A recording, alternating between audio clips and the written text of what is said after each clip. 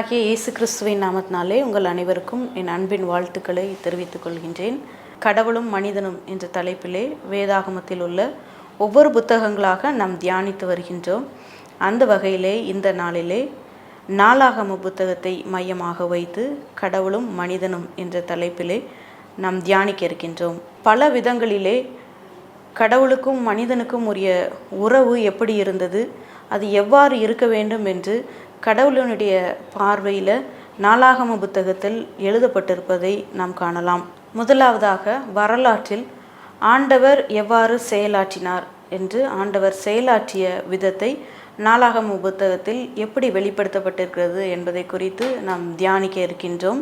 இஸ்ரவேல் ஜனங்களை தேவன் எப்படி நேர்த்தியாய் தீர்க்கதரிசிகளை கொண்டும் ராஜாக்களை கொண்டும் வழி நடத்தினார் என்பதை நாம் நாளாகம புத்தகத்தில் தெளிவாக காண முடிகின்றது. ஆதாம் தொடங்கி வம்ச வரலாறுகளையும் பாபிலோனிய சிறையிருப்பிலிருந்து இஸ்ரவேல் ஜனங்கள் மீட்கப்பட்டு திரும்பி எருசலேமிற்கு வருவார்கள் என்ற முன்னறிவிப்பை பெற்றவரை தேவன் எவ்வாறு அவர்களுடைய வாழ்க்கை பயணத்தில் செயலாற்றினார் என்பதை நாம் நாளாகம புத்தகத்தில் காண முடிகின்றது. ஒவ்வொரு ராஜாவினுடைய ஆவிக்குரிய வாழ்வும் தேவனோடு அவர்களுக்கு இருந்த வாழ்வு எப்படி இருந்தது என்பதையும் நாளாகம புத்தகத்திலே ஆராய்ந்து எழுதப்பட்டுள்ளது. உடன்படிக்கையின் மக்களாக இஸ்ரவேல் ஜனங்கள் தேவனோடு நெருங்கி ஜீவித்த போது அவர்களுக்கு ஒரு சமாதானமான வாழ்வும் நிறைவான வாழ்வும் கிடைத்தது என்பதையும், தேவனை விட்டு அவர்கள் தூரம் சென்றபோது தேவனுக்கு பிரியமில்லாத காரியங்களில் அவர்கள் ஈடுபட்ட போது தேவனுடைய பிரசன்னத்தையும் சமாதானமுள்ள வாழ்வையும் அவர்கள் இழந்து துன்பத்தை அனுபவித்தார்கள் என்பதையும் நாளாகம புஸ்தகம் நமக்கு தெளிவுபடுத்துகின்றது. அவரை உண்மையாய் தேடின ஜனங்களுக்கு அவர் ஆலோசனையின் கர்த்தராக அருகில் இருந்து அவர்களை நேர்த்தியாய் நடத்தினார் என்பதையும் இந்த புத்தகத்திலே நாம் காணலாம். இப்படி உலகம் உருவானது முதல் ஆண்டவர் மனிதனுடைய வாழ்நாளிலே ஒவ்வொரு நாளிலும் செயலாற்றி, இப்படி உலகம் படைக்கப்பட்ட நாள் முதல் ஆண்டவர் மனிதனுடைய வாழ்விலே செயலாற்றி ஒவ்வொரு நாளும் அவர்கள் எவ்வாறு வாழ வேண்டும் என்பதற்கான பாதையை காட்டி அதில் தவறும் போதெல்லாம் அவர்களை கடிந்து கொண்டு நேர்த்தியாக வழி நடத்தின விதத்தை நாம் காணலாம்.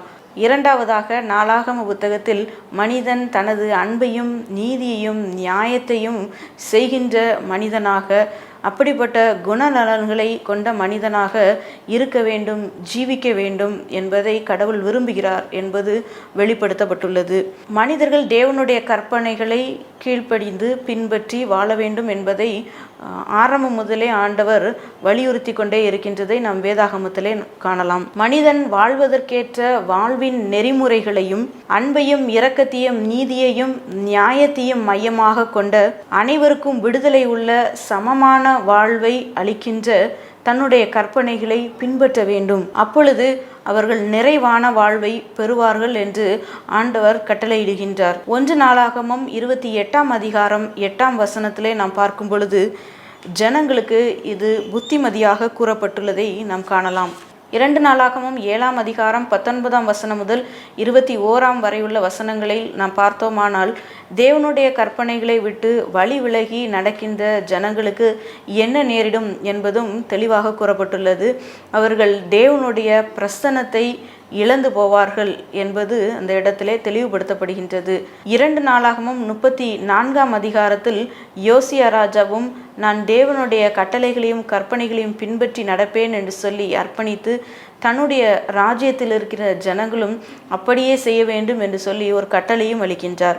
இப்படியாக கடவுள் தாவீதுக்கு உடன்படிக்கை செய்து கொடுத்த அன்பு நிறைந்த தனது ராஜ்யத்தை இந்த உலகத்திலே ஸ்தாபிக்க வேண்டும் என்று சித்தம் கொண்டு அதற்கு ஏதுவான ஒரு வாழ்வை மனிதன் அமைத்து கொள்வதற்காக தான் கொடுத்த கற்பனைகளை பின்பற்ற வேண்டும் என்று சொல்லி மனிதனுக்கு ஆண்டவர் அழைப்பு கொடுக்கின்றார். அதை செய்ய தவறும் பட்சத்தில் மனம் திரும்பி அதை உணர்ந்து தன்னிடமாய் திரும்பி வருகின்ற மனிதனுக்கு இரக்கமுள்ள தேவன் மன்னிப்பை அருளுவதற்கும் ஆயத்தமாக இருக்கின்றார். இப்படி மனிதனுடைய தவறுகளை மன்னித்து ஏற்றுக்கொள்கின்ற கடவுளாக அவர் நாளாகம புத்தகத்திலே வெளிப்படுத்தப்பட்டுள்ளார். அதை 3ஆவதாக நாம் தியானிக்க இருக்கின்றோம். பிற வரலாற்று புத்தகங்களிலே நாம் பார்க்கும் பொழுது மனிதர்கள் தேவனுக்கு விரோதமாக பாவம் செய்தபோது, குறிப்பாக இஸ்ரவேல் ஜனங்கள் தேவனுக்கு விரோதமான காரியங்களை செய்யும் பொழுது அவர்கள் துன்பத்தை அனுபவித்தார்கள் என்று கூறப்பட்டுள்ளது. அவர்களுடைய தவறுகளினாலே பிற ராஜாக்களுடைய கரங்களில் அவர்கள் ஒப்பு கொடுக்கப்பட்டு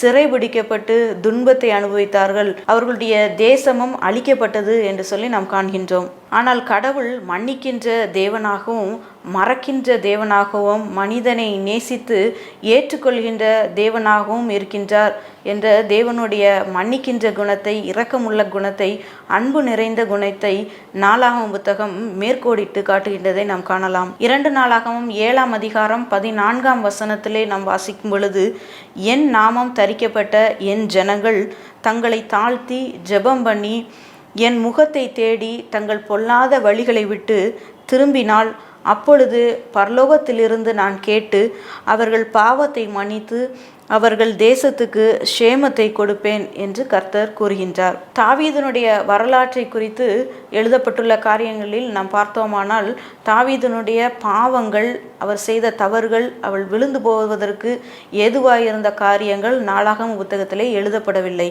இது கடவுளுடைய மன்னிக்கின்ற, மறக்கின்ற, நேசிக்கின்ற குணத்தை கோடிட்டு காட்டுவதற்கு ஒரு சிறந்த உதாரணமாக இருக்கின்றது. தேவனுக்கு விரோதமாக அவருக்கு பிரியமில்லாத காரியங்களை செய்கின்ற மனிதர்கள் தங்களை தாழ்த்தி மனந்திரும்பி தங்களுடைய பாவங்களை உணர்ந்தவர்களாக தேவனிடத்திலே திரும்பும் பொழுது அவர்களை மன்னித்து ஆண்டவர் ஏற்றுக்கொள்கின்றார். தனது உறவை அவர்களோடு புதுப்பித்து கொள்கின்றார். மனந்திரும்பிய மனிதர்களுக்கு அவர் விடுதலையான ஒரு வாழ்வை அளிக்கின்றார் என்பதை நம் நாளாகம புத்தகத்திலே கற்றுக்கொள்ள முடிகின்றது. 4ஆவதாக, மறுசீரமைப்புக்கான விடுதலை வாழ்வுக்கான நம்பிக்கையை மனிதனுக்கு அருளும் கடவுளாக அவர் நாளாகம புத்தகத்திலே வெளிப்படுத்தப்பட்டுள்ளார்.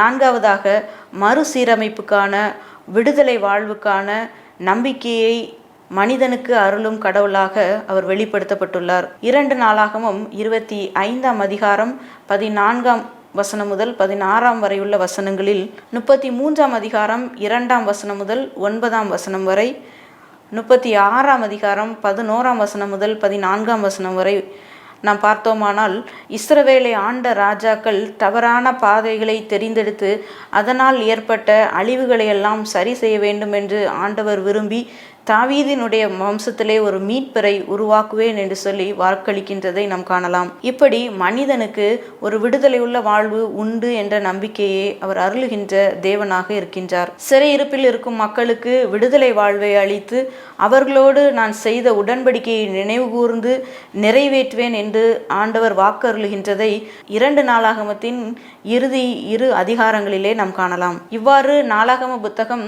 இஸ்ரவேல் ஜனங்களின் வாழ்வில் ஏற்கனவே நடந்த சம்பவங்களை சுருக்கி கூறுகின்ற புத்தகமாக மட்டுமல்லாமல், கடவுளின் பார்வையில் அவரின் கண்ணோட்டத்தில் மனிதனுக்கும் கடவுளுக்கும் உள்ள உறவு எப்படி இருந்தது என்பதை தெளிவுபடுத்துகின்ற புத்தகமாகவும் இருக்கின்றது. முதலாவதாக, மனிதனுக்கு அவர் வாழ்வளிக்கின்றார், மனிதனை நேசிக்கின்றார்.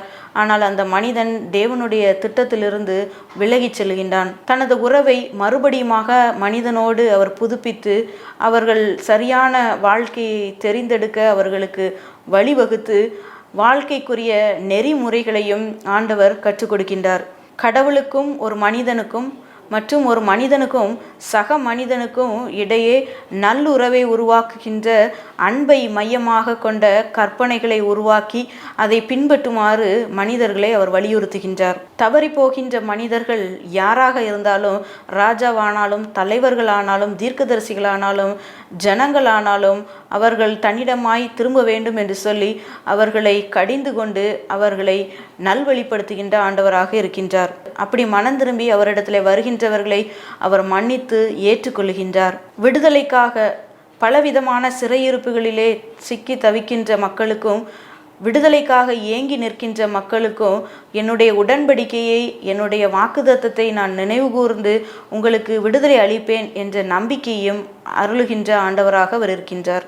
இப்படி அனுதினமும் மனிதனுடைய வாழ்க்கை பயணத்தை அர்த்தமுள்ளதாக மாற்றி உறவுகளை புதுப்பித்து தனது ராஜ்யத்திற்கு ஏற்ற பாத்திரங்களாக அவர் வணைகின்றார். தனது ராஜ்யத்திற்கு ஏற்ற பாத்திரங்களாக அவர்களை வணைகிறார் என்பதை நாளாகம புத்தகம் மிக தெளிவாக காட்டுகின்றது. இப்படி அனுதினமும் மனிதனுடைய வாழ்வின் பயணத்தை அர்த்தமுள்ளதாக மாற்றி உறவுகளை புதுப்பித்து தனது ராஜ்யத்துக்கு ஏற்ற பாத்திரங்களாக அவர்களை வணைகிறார் என்பதை நாளாகம புத்தகம் மிக தெளிவாக நமக்கு கற்றுத்தருகின்றது. இந்த விடுதலை வாழ்வை அனுதினமும் நாம் பெற்று அனுபவிக்க கடவுளோடு நமது வாழ்க்கை பயணத்தை தொடர்வோம். ஆமீன்.